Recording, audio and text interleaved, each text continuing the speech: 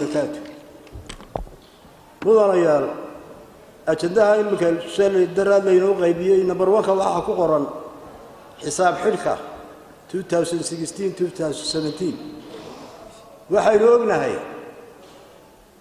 de xisaab xidho ka horeeyay baa jiray oo kal fadhigii hore aynu ka soo gudubnay laynoo soo bandhigay oo xitaa hanti dhowrihii guud aynu yeernay marka xilliga joogay oo inoo wakiil bedelay oo inoo sheegay inaan xisaabihi markuu arkay wax raacaba loo haynin mudanayaal mar haddaan xisaab xidhadiiba wax raaca loo helay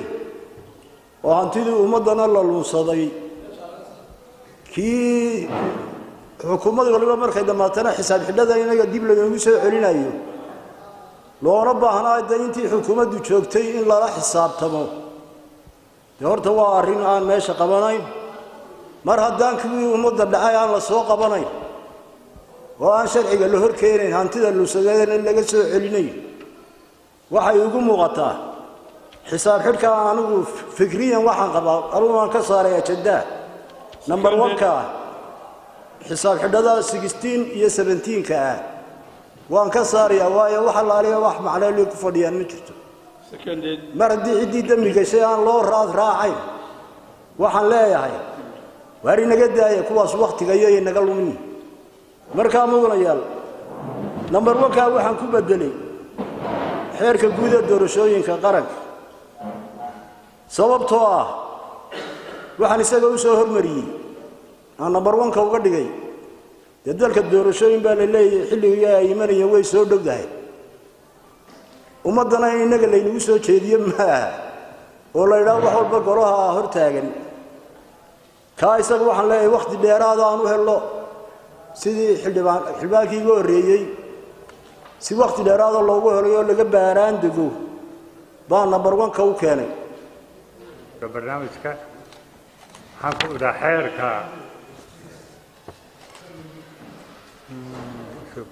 wax ka bedelka iyo ismaamulka gobolada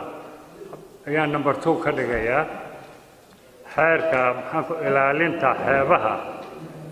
number 3 baan ka dhigayaa xeerka kalluumaysigana number 4 baan ka dhigayaa afartaasaan anigu inta badan waxaan ku raacsanahay raggii iga horeeyay hadlay qodobada ay taabteen ayuun baan badidooda horta second garaynaya haddaan kala hormariyo waxa weeye qodobka muhiimka ee Cabdiraxmaan Cartani ay ka hadleen iyo raggii kaleba dalka xaaladiisa qiimeynta dalka maanta xaaladiisa halkay maraysa in la qiimeeyo waxay soo gaadhay xilligii laga hadli lahaa waxa uu muuqataa Soomaaliland imaka bilahan u dambeeyay inay sii rifmayso inay aad iyo aad u rifmayso oo aynu aad iyo aad hoos ugu soconno ayaa muuqata nabadgelyo halkay marayso waxa ugu badan aynu ku faani jirreynaa dee nabadgelyahay warda nabadgelyo halkay marayso maanta waynu wada arkaynaa xilli laga aamusi karana ma taagna ama cid lagu eega taa waxaan ku raacsanahay raggii ugu horeeyay intaynan xeerka qashinka iyo ku mashquulin iyo lacag maydhis war abnigii yaraynu ku joognay dalka dhiba waxa weeye aad iyo aad buu imaka u silciifaya in dalkaanu xaalad qiimeyn la galo number 1 laga dhimo qiimeynta dalka xaaladiisu halkay marayso yaana lagu mashquulin xeer qashin iyo xeer qoraal lacag maydhis taas waa taa number 2 de qodobadu si ay u kala muhiim yihiin in loo soo kala hormariyo ilaa xeer hoosaad baynu nidaam baynu leenahay inay xoghaynta iyo shirdoonku si ay doonaan soo qoraan maaha maalinba tii ugu soo horeyn lahayd in xagga dambe geeyaan maaha waa inay eegaan waxay ummad ay soo hordhigayaan golaa qodobka la geeyay lambartanka ee wax iska bedelka ma ismaamulka iyo gobolada iyo degmooyinka waxa ku hor qoran mooshin doorkii hore mooshin lagu keenay sidii lugta loo jiidayay ee number 1 shirgudoonku maalinba dib u sii dhigayay ayaa lagaga rawaxay maanta lambartan baa la geeyay warde aqbali mayne si qodobadu kalmisi hal keeno qodobka waxaan leeyahay number 2 hal loo rabo number 2 hal laga dhigo ta saddexaad waxa weeye qodob muhiima oo ka hadlay Cabdiraxmaan Cartan war dalku waxa weeye dee wuxuu xidhan yahay saddex qof waxaan ka badnayn ayuu xidhan yahay haddaan banki ganacsi la helinna dalku dhibaatadan haysta ka bixi maayo daha waxaan filayaa shuruuc badan oo muhiim ah ku qoran laakiin siday mudnaanta u kala leeyihiin looma soo uma taxna ama siday urgency-ga muhiimadda ay inoo leeyihiin degdeg ah uma qorna midda kale waxaa walaa fiicnaan lahayd dee waddanku wuxuu iskaga jiraa xaalad buu ku jiraa xoogaa siyaasi ahaan iyo amni ahaanba yacni marxalad buu marayaa waxaa fiicnaan lahayd inaynu mataqaana haddaynu golaha wakiilada nahay dhibaatooyinka taagan intaynaan xeerarka u gudbin aynu wax iska nidhaahnaa fiicnaan lahayd ra'yigaa xildhibaankaa soo jeedi lahaa in loo mahadnaqo nimankaa muxuu ahaayey somaliland taageera ingiriisku waa ra'yi wanaagsan weeye hase yeeshee duruufaha jira maanta lamani waxaynu nahay xis golo siyaasi aynu nahay dadkii baynu ka wakiil nahay inuu wax iska weydiino duruufaha faraha badan ee adag ee jira ee mandaqada ka taagan waa muhiim bay la tahay yacni inaynu sidii business as usual wax kasi caadi yihiin inaynu xeerarkeennii iska galloho toos inagoo muddo dheer ahaa muxuu ahay fasax ku maqnayn in wax la isweydiiyo waa ila fiican tahay guddoomiye oo halkaa lagu soo daro xaaladda inaynu ka hadalno dadkiina soo doortay duruufahay ku nool yihiin inaynu wax ka nidhaahno qodobkaa waa loo baahan yahay taa kadib marka in lagu soo daro qodobkaa xaaladda dalka waan soo jeedinayaa qodobka kale ee aan soo jeedinayaa waxay tahay xeerarku siday u kala muhiimadda leeyihiin baynu u baahanay inuu gallo xeerka koowaad ee laynoo soo gudbiyey inoo yaalla waxa weeye xeerka doorashada guud oo ka mid yahay baarlamanka golaha deegaanka diiwaangelinta waxaasoo dhan hal xeer bay isugu jiraan xeerkaasu meel danbuu ku jiraa meel dhexe in xagga hore la keeno ayaan soo jeedinayaa xeerka kale isna muhiimka ah ee khuseeya doorashooyinka ee halkan ku jira waxa weeye xeerka wax ka beddelka ismaamulka gobollada iyo degmooyinka xeerkaasuna waa inuu xagga hore yimaado weeye waayo way isku xidhayeen labadaa xeerba ee xagga dhexda iskaga jira inay xagga hore yimaadaan baa loo baahan yahay oo aynu mataqaanaa waqti badan u helno haddaynu xeerar kale oo aan urgency ahayn muhiim ahayn inaynu waqtigu inaga lumo waxay keenaysaa kuwan inay dib u dhacaan ama waqti loo waayo oo xeerarkeennoo diyaarka ah aynu mar walba aynu horaysiino adoonoo dee siduu golahu ajandaha u dejiyo maan fahmin waa ajandayaal ku jiray xeerar ku jiray ajandihii hore for example aan laga gaarsiin kuwaasoo kale inay xagga hore ku jiraan bay qurux badnaan lahayd iminka waxaa jira intaas oo xeer oo kuwii hore ku jiray oo kuwa ka maqan si loo soo lafgareey garanayo bangiga ganacsiga ka mid ah yaa la laalay mafar baa loo taago waa la dilay taasoo kale waxaan u arkaa qaladaad ku jira golaha xeer kalfadhigii hore ku jiray oo kalfadhiga laga waayay oon la dhammaystirin oo goluhu go-aan ka gaaray mar walba inuu xagga hore kaga jiray ahayd baan u qabaa halkan waxaa kaloo ka muuqda qalad kala weyn oo aan u arko isna si aad usoo dejisan inay qaldan tahay xeerar baa halkan ku qoran akhris koowaad iyo akhriska labaad labadaba ku jira mooshin baa ku qoran mooshin sharcigiisa wala naqaan markaad mooshin ku qorayso mooshin guddo ajandaha ma galo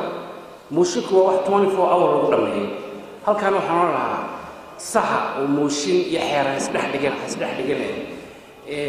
hadduu yaallo xitaa oo la ilduufay ama si kale u dhacdayba moosinku inuu xagga ugu horeysa ka soo galo oo waxa ugu horeeya go-aan laga gaadhayo sharciguna faraya marka taana waxaan arkaa in iminka sida ay tahay waxaan oo dhanba ay mooshinka ugu horeysiino wuxuu doonaba ha ahaaday ama wax ka beddelka kaabisa iyo xeerka kalluumaysiga waa mooshin waxaan qaraa inuu number 1 noqdo waxaan qabaa mooshin kale iska ku jira oo ah gobollada iyo degmooyinka daadana way aad 10 ugu qorteen iyo 15 ugu qorteen iyadoo mooshin yaalo waa xeer jabin waa xeer hoosaad jabin uu goluhu sameeyey halkaa horta hala soco oo inagu xeer dejin ah inaynu wax qaladno waxaan arkaa qalad bay tahay baan u arkaa haddaan soo ajandaha soo kala horeysiinayo doorashooyinka magacu doonabaha lahaadee anigu waxaan qabaa inaynu number 1 ka dhigno maadaama doorashooyin fara badan iminka ay waddanka ay ku soo jahaysan yihiin oo waxa laynaga doonayaaba ay tahay ma inoo harayba ay tahay muddo 9 bilood ka yar in xeerarkaasi aan golaha ku daahin ee golaha loo arko oo shacabku u arko oo qaranku u arko inagu soo aragno inaynu ku hogaaminno doorasho inay dhacdo oo aan laynoo arag wax dib u dhigaya oo dooda gelinaya oo ajandaha xagga dambe gelinaya laynoo arkin baanka danta golaha ku jirta danta qaranka ku jirta waqtigu doonaba ha dhammaaday laakiin inaga xaggeena laga arko in aynu u dahay doorashooyinka inaynu dhammaystirno xeerarkaas waa xeerar dejisan oo yaalla sida uu maxamed saalax sheegayba dee xeerarka doorashooyinku xeerar cusub oo la samaynaya maayo xeerar oreeda yaalla waxa ugu adag ee la samaynaya waxa weeye waa xeerkan waa saami qaybsigu waa qodob ka mid a qodobada xeer على رسول الله السلام عليكم ورحمة الله وبركاته مدن قدومية مدن يال سلام كدب أنقو قضب عن لك هذا أيان كان ليا أو إن بدن عن أنقو كشقيني أو أدفوكيت نوها أما أفعيال إن بدن عن وهلي وحان سوجي ليا إن gebi ahaanba laga saaro ajandaha qodobka afraad ee wax ka bedelka iyo kaabista xeerka saxaafadda waana sababeynaya maan garanayna sababta ajandaha loogu soo daro qodobkan afraad ee ka hadlaya saxaafadda xeerkan saxaafadda waxaa madaxweynuhu saxeexay madaxweynihii xilliga oo uu dhaqangal noqday sanadkii 2004 waa xeer dhammaystiran hase yeeshee labadii xukuumadood ee xisbiga kulmiye ee u kala dambeeyey dalkan way iska indhatireen ku dhaqanka xeerkan waxaanay ku tunteen xuquuqda saxafiga oo ay ahayd in uu xeerkani dhowro marka xeerkan waxaa dabada looga riixayaa in malaa la saaro culaysyo dheeraada saxafiyiinta iyo saxaafadda waxaa maragmadoona in xeerkani uu dhowrayo xuquuqda muwaadinka xukuumadda iyo saxafigaba saxafigu hadduu for example magac dil geysto defamation of character waa in lala tiigsadaa kiis madaniya ee aan la geyn lagu soo eedayn sida xeerku qorayo kiis criminal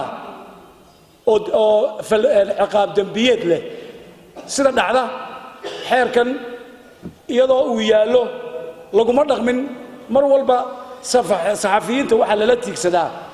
xeer criminal ah waxaana lagu xukumaa xeer ciqaab dheer oo 3 sannadood iyo wax ka badana sidaa daraaddeed xeerkan wuu yaallaa guddiga iyaga anigu aan guddoomiye ku-xigeenka ka ahay arrimaha bulshada ayaa haya faylkaygu ku jiraa intaasoo sannadood waxaan leenahay la dhehe xukuumaddu waa inay hirgelisaa shirgudoonkuna waa in aanu mar dambe ku soo darin sababtoo ah waa xeer dhammaystiran xeerkaasi wuxuu ilaalinayaa maanta dood baanu b b c-da ka yeelannay waxa laga hadlayey oo nala wadaajiyey in dadkan isa soo tuba shaashadaha ee ka hadla reer hebel haddaanu nahay waxaa ilaalinaya xeerkan waan ka baxayba qodobkaa waan ka baxay runtii waan ugu mahad celinayaa shirguddoonka sida qiimaha badan ee uu runtii u soo diyaariyey iyo xeerar runtii miisaan leh oo ku jira aad baan ugu mahad celinayaa marka hore marka labaad waxaan taageerayaa iyadana mudanayaashii iga horreeyey ee soo jeediyey in ajandaha lagu soo daro qiimaynta xaaladda guud ee dalka ajanda kasta oo aynu halkan kaga doodi jiray faqradda ugu horraysa ayay ahaan jirtay in sidaa loo daayo oo sidaa mudanayaashu soo jeediyeen ayaan run ahaantii iyadana soo jeedinaya faqradda afraad iyana waan la qabaa mudanayaashii iga horreeyey xeerka ku saabsan wax ka beddelka iyo kaabista xeerka saxaafadda ruuxaantii saxaafaddu waa awoodda afraad ee dalku leeyahay in faragelin iyo runtii culays iyo caburin lagu sameeyo runtii ma bannaana oo sax ma aha maadaama oo ay qaranka hawl badan u hayaan xeer aynu hore u ansixinay baa jiray oo runtii u baahan in xeerkii la dhaqangeliyo waana dhibaatooyinka runtiina haysta oo xeerarka intaynu halka ka ansixinno ayaa laga tagaayo oo cidlo la iska dhigaa oo aan la dhaqangelin xeerka saxaafaddu wuxuu ka mid yahay xeerarka runtii ilaa iminka aan maxkamadaha iyo xeer ilaalinta toonni aanay dhaqangelin oo aanay ku shaqaynin maanta nin suxufi haddii wax sameeyo oo la qabto oo xeerkaasi wax tilmaamayo kii inta dhasbiinka la dhigo ayaa xeerka ciqaabta guud lala doontaa taasina runtii sharci ma aha xataa xukunka ka soo baxa ma aha mid cadaalad ku dhisan runtii waayo dee xeer baa yaalla xeerkii in lagu dhaqaabay ahayd saxaafadda kii laguma dhaqo wasiir ama xukuumadda cid ka tirsan uunbaa runtii dabada ka riixda dabeedna inankii saxaafadda waa la laalaadiyaayo dabeedna xorriyadda unbaa laga qaadaa iyadoy ahayd in waxa xeerkaasi leeyahay lagu dhaqo saxaafadda oo aan lala doonan mar walba xeer ciqaab guud oo runtii aan wakhtiganba aan applicable ku ahayn marka waxaan soo jeedin lahaa faqradda afraad ee ajandaha in laga saaro xeerkaas ku xusan oo loo daayo oo la dabaqo xeerkii saxaafaddu lahayd ee ruuxaantii jiray qodobka labaad ee runtii aanan ku darayaa waxa weeyaan xeerar badan baa runtii midana guddoomiye halkan yaalla xeerarkaasi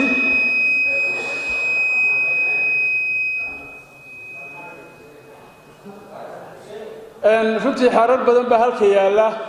hadiyo gooraale procedureka ay xeerarku inoogu yimaadaan dee mar waa akhriskii koowaad oo guddiga gacanta ku haysa marna wuxuu u yaallaa doodda goloweynaha oo uu yaallaa marka xeerarkan badankooda waxaad mooddaa inaanu weli guddigii ka soo dhammaan haddii uu ajandaha ay inoogu jirto inuu guddiyadii ka soo dhammaaday waxay ahayd in prioritiga la siiyo xeerarka guddiyada ka soo dhammaaday ee u baahan in golaha un loo qaybiyo oo 1 iyo 2 iyo 3 markaa la soo taxo oo halkaa laga soo saaro oo dabeedna siday markaa u kala mudan yihiin ama siday u kala diyaar yihiin markaa 1 iyo 2 iyo 3 la soo diyaariyo procedureka runtii waxaad mooddaa inaanu sidii ay saxda ku ahayd inaanu ruuxaantii ahayn qodobka saddexaad aan runtii iyana ku darayaa waxa weeyaan xeerar baa halka ku jira oo runtii u baahan in dib loogu sameeyo tusaale ahaan faqradda 14aad oo ah xeerka meedhista lacagta anigu waxaan soo jeedin lahaa runtii in meesha laga saaro oo runtii hadiyo gooraale wuxuu ina gelinayaa baahi badan oo maanta xeerkaa loo qabaa ruuxaantii ma jiro dhaqan baynaanba u lahaynoo arrin maanta ina hor yaalla oo bulshadeennu aad ugu baahan tahayba dee ruuxaantii ma aha arrimo uma ururo howlaha ka shaqeeyana ruuxaantii ma lihin